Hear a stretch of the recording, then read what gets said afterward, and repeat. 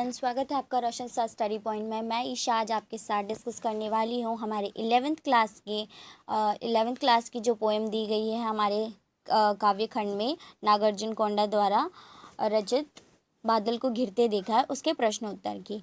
तो हमारे प्रश्न उत्तर जो हमारे अभ्यास प्रश्न उत्तर होते हैं टेक्स्ट बुक के पीछे वाले, उन्हीं पर डिस्कस करने वाले हैं हम। जैसे कि हमने लास्ट में वीडियो में डिस्कस किया था कि कौन कौन से जो इनकी लाइन वाइज लाइन जो चीज़ें हैं उसके बारे में मैंने बताने की कोशिश की थी। फिर भी अगर उसमें से कोई चीज़ अगर आपको समझ नहीं आई होगी तो आप मुझे बता दीजिएगा, मैं आपको नेक्स्ट वीडियो में थोड़ा सा ग्लिम्स दे दूँगी या उसके बारे में उसके आपके जो डाउट्स हैं उसको क्लियर कर दूँगी। तो हम आज इंपॉर्टेंट क्वेश्चंस को देख लेते हैं। हम अपना क्वेश्चन स्टार्टिंग से ही लेते हैं। जो हमारा फर्स्ट क्वेश्चन यहाँ पे दिया गया है, इस कविता में बादलों के सौंदर्य चित्रण के अतिरिक्त और किन किन दृश्यों का चित्रण किया गया है। आपको फिर कविता में जितने भी चित्र प्रस्तुत किए हैं वो बता सकते हो। पहला चित्र प्रस्तुत करते हुए वो क्या दिखाया गया है।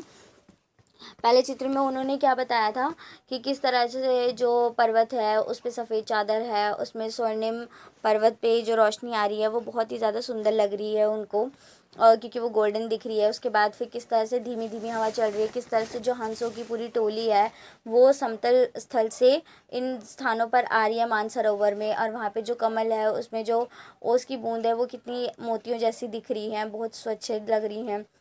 इसके अलावा उन्होंने किन्नर किन्नरियों का वर्णन किया था, उनके सौंदर्य का वर्णन किया है।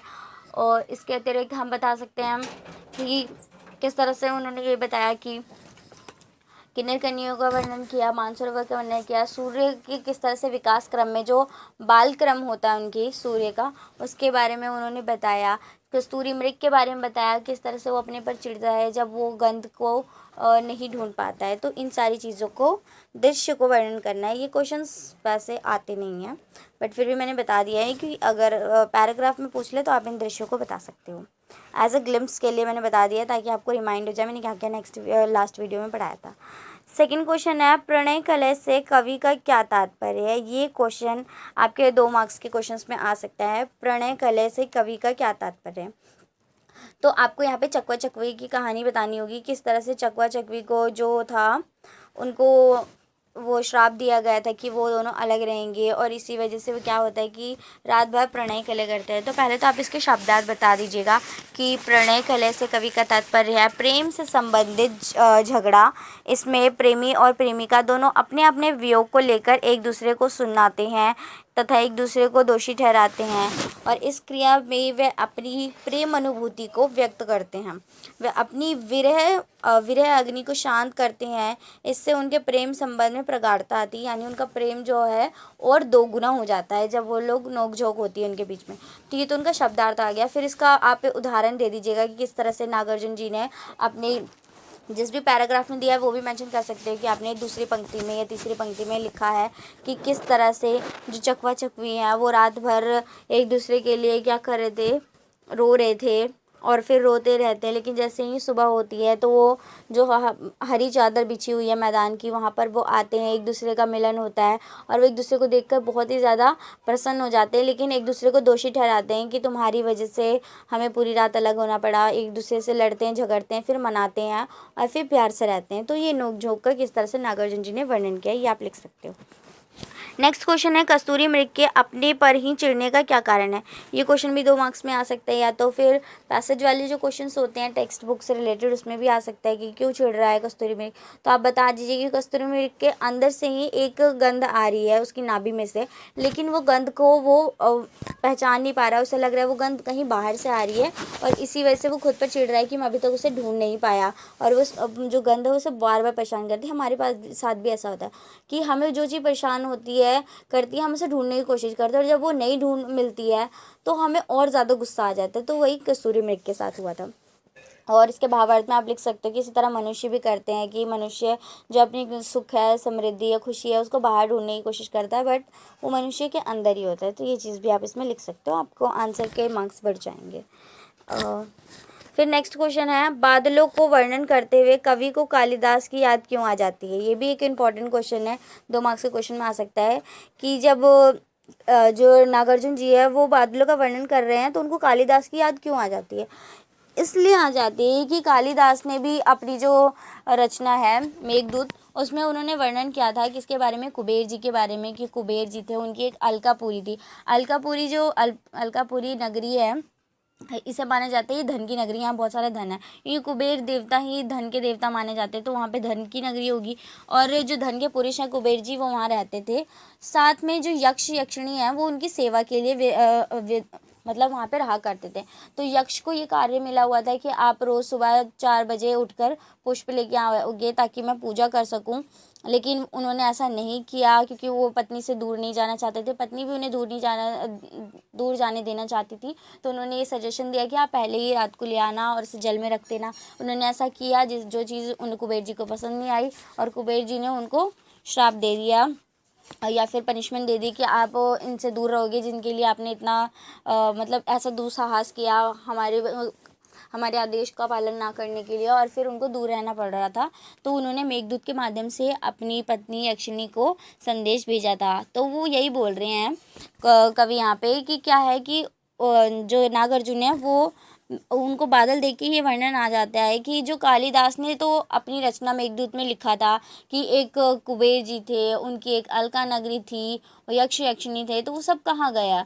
और वो क्वेश्चन करते हैं कि यहाँ तो दूर दूर तक ना धन मिल रहा है, ना कुबेर जी दिखते हैं, ना उनकी अलकापुरी दिख रही है, यानी ना कोई राज्य दिखता है और ना कोई इतिहास मिलता है इसके बारे में। और ये एक तरह से मिथक लगता है, मिथक मतलब झूठ लगता है जिसका कोई प्रमाण नहीं है, जो कोई सत्य नहीं है। और वो बोलते हैं कि कालिदास ने जो भी ये बताया है कि यक्ष यक्षिणी एक दूसरे के लिए रो रहे थे, ये तो सिर्फ कुबेर जी की मतलब ये जो कालिदास की कल्पनाएं हैं, असलियत में ऐसा नहीं हुआ था। और ऑब्वियसली बात है, सिर्फ एक प्रेरणा के लिए, मनोरंजन के लिए बनाई जाती है स्टोरी, कि नहीं कर रहा। और हाँ, वो 4 बजे नहीं 3 बजे माना जाता है कि 3-4 बजे का टाइम में होता है मॉर्निंग का, तो उसी टाइम वो कमल लाते थे, शुद्ध कमल, बिल्कुल साफ। तो वही कमल के फूल लाने के लिए उन्हें जाना पड़ता था। तो उन्हें मेघ नहीं दिख रहा है और उन्हें लगता है कि शायद जो बादल है, यानी जो कालिदास के टाइम में वो बादल था, वो शायद कहीं बरस गया होगा, क्योंकि ऊंचे ऊंचे पर्वत है, तो उन्हीं ऊंचे पर्वतों से टकरा के वो बादल बरस गए होंगे, इसलिए वो दिख नहीं रहा। तो इस तरह से उन्हें किसकी याद आ जाती है, कालिदास की याद आ जाती है कि मैंने भी देखा, लेकिन मेरे देखने का नज़रिया उन बादलों को अलग है और कालिदास जी के देखने का अलग है। कालिदास उसे पॉजिटिव वे में देख रहे हैं, किसको, बादल को घिरते देखा।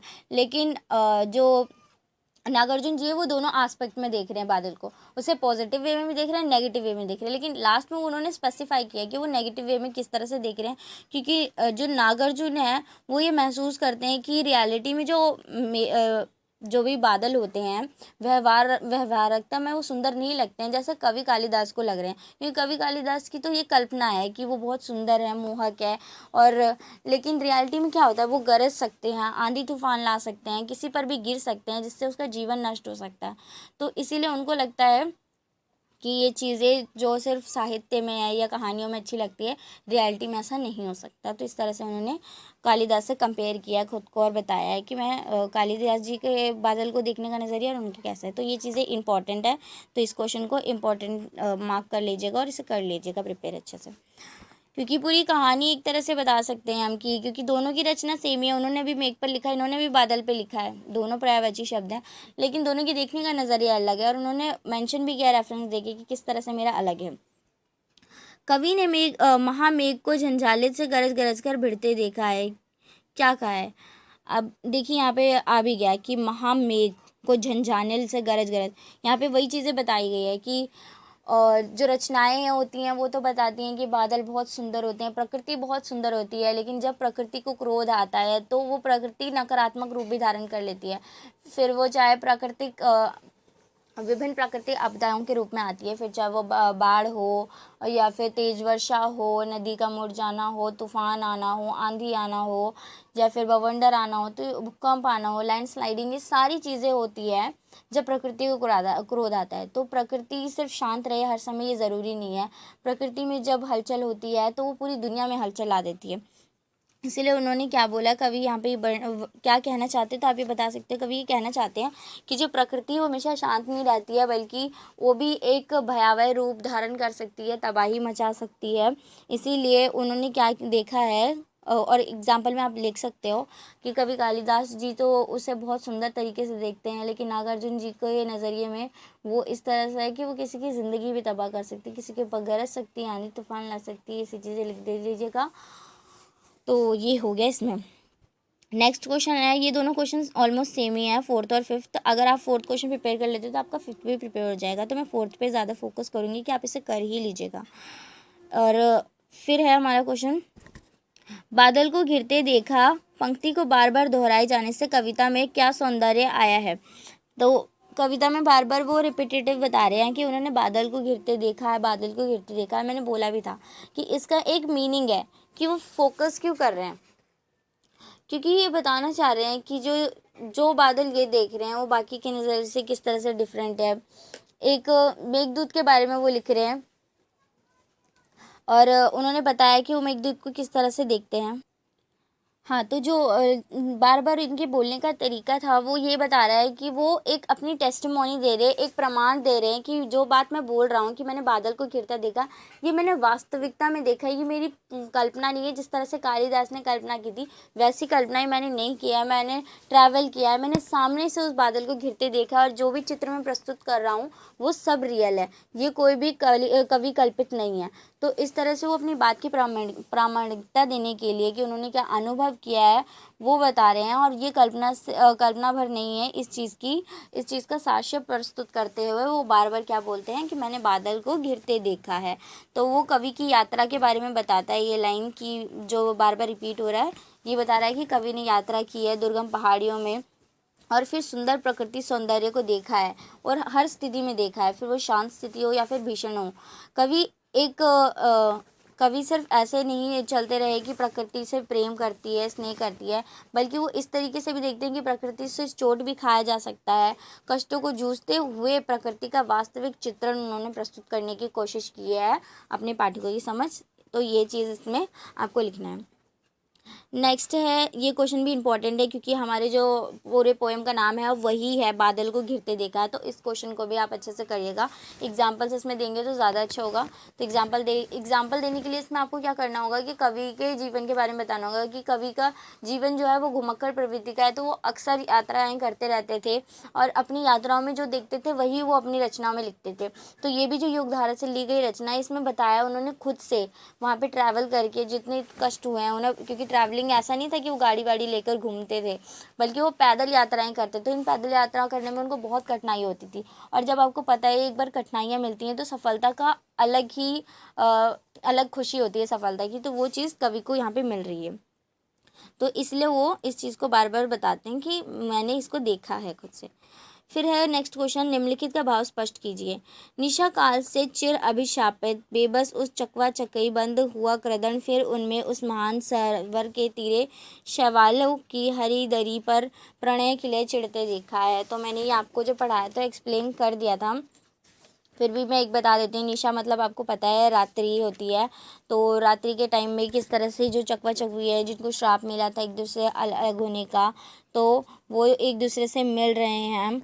और बंद हुआ क्रदन, क्रदन मतलब रोना, जो बहुत ही ज़्यादा रोना होता है, वो वाला रोना नहीं होता जिसमें क्राई लिखते, चीख के जो रोना होता है वो वाला रोना है जो हृदय से निकलता है, तो वो क्रदन है। फिर उस महान सरोवर के तिरे शैवालों की हरी चादर पर, मतलब ऊंचे पर्वत है, बर्फीले हवाएं चल रही है वहाँ पर, ऐसा माहौल है आसपास का, और वहाँ पे जो शैवाल है, जो शैवाल पौधा मैंने बताया था, तो उसकी हरी दरी जो चादर बिछी हुई है वहाँ पर वो लोग मिल रहे हैं और प्रणय कलह कर रहे हैं, यानी एक दूसरे को छेड़ रहे हैं, मना रहे हैं। तो ये चीज़ें आपको यहाँ पे लिखनी होगी जो मैंने पहले आपको डिफ़ाइन किया था, तो ये चीज़ें होंगी इसमें। नेक्स्ट क्वेश्चन, नेक्स्ट में भी आपको एक्सप्लेनेशन है, इसलिए मैं कहती हूँ कि ये पोएम को इम्पोर्टेंटली लाइन वाइज पढ़ना क्यों ज़रूरी है, क्योंकि आपको एक्सप्लेनेशंस मांगते हैं और ये ज़रूरी है कि आपका आएगा ही आएगा 5 मार्क्स के क्वेश्चन में।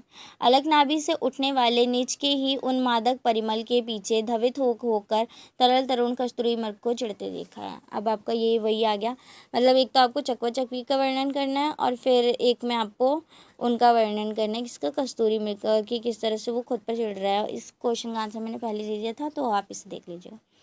नेक्स्ट ये चारों जो हैं उनमें भी आपको डिफ़ाइन करना है, क्या क्या व्याख्या करनी है प्रसंग सहित। मैं आपको उदाहरण भी दे देती हूँ अभी कि किस तरह से आपको आंसर अटेम्प्ट्स करने हैं।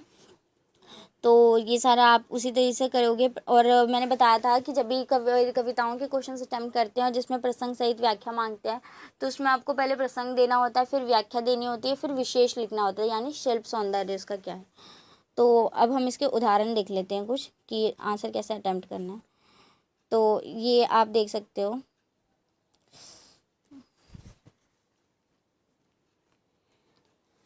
तो यहाँ पे आप उदाहरण में देख सकते हो, यहाँ पे आपकी स्क्रीन पर मैंने ये लगा रखा है नागार्जुन कविता की जो पहला वाला पैरा आपका दिया हुआ था, तुम हिमालय के कंधों पर छोटी बड़ी, ये मैंने पोएम की लाइन लिख दी है ताकि आपको समझ आ जाए।